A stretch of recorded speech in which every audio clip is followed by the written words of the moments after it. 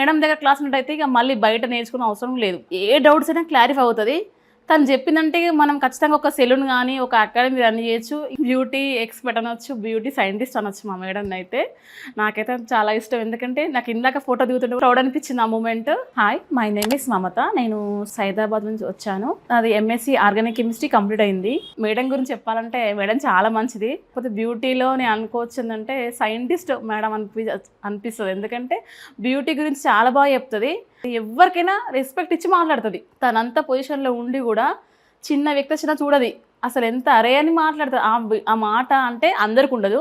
ఎప్పుడొచ్చినా ఒకేలా మాట్లాడుతుంది. బయట అకాడమిక్స్ కన్నా ఇక్కడ నేర్చుకుని ఏంటంటే మనకు ప్లస్ పాయింట్ ఏంటంటే సబ్జెక్ట్ విషయానికి వస్తే మన టాపిక్స్ బట్టి మేడం ఏంటంటే ప్రతిదీ క్లాస్లో వివరంగా అంటే ఒక టాపిక్ ఏ అడిగితే డౌట్స్ అంటే 1-2 అవర్స్ చెప్తుంది. 1 అవర్ అని చెప్తుంది. టాపిక్ 2 అవర్స్ వెళ్తుంది, 3 అవర్స్ వెళ్తే 4 అవర్స్ కూడా వెళ్తుంది.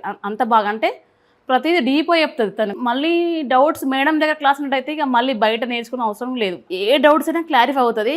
తను చెప్పిందంటే మనం ఖచ్చితంగా ఒక సెలూన్ గానీ, ఒక అకాడమీ రన్ చేయొచ్చు. నాకు తెలిసి ఏందంటే మనము బయట ఎన్నో ఉంటాయి ఫేక్‌గా. కానీ అడ్వర్టైజ్‌మెంట్ మేడం అలా అడ్వర్టైజ్‌మెంట్ తీసుకోదు. వాళ్ళంతట వాళ్ళు రావాలనుకుంటది. ప్రతి ఒక్కరికి నేర్పించాలనే ఉద్దేశం తనకుంటది. చాలా బాగా చెప్తది. ప్రతి విషయం టాపిక్ గానీ, ఏది గానీ చాలా బాగా ఎక్స్‌ప్లెయిన్ చేస్తారు. మేడం మాత్రం చాలా ప్రతీదీ ఇక నాకైతే బ్యూటీ ఎక్స్‌పర్ట్ అనొచ్చు, బ్యూటీ సైంటిస్ట్ అనొచ్చు మా మేడంనయితే. నాకైతే చాలా ఇష్టం. ఎందుకంటే నాకు ఇందాక ఫోటో దిగుతుంటే ప్రౌడ్ అనిపించింది ఆ moment. Anyway thank you so much my dear madam.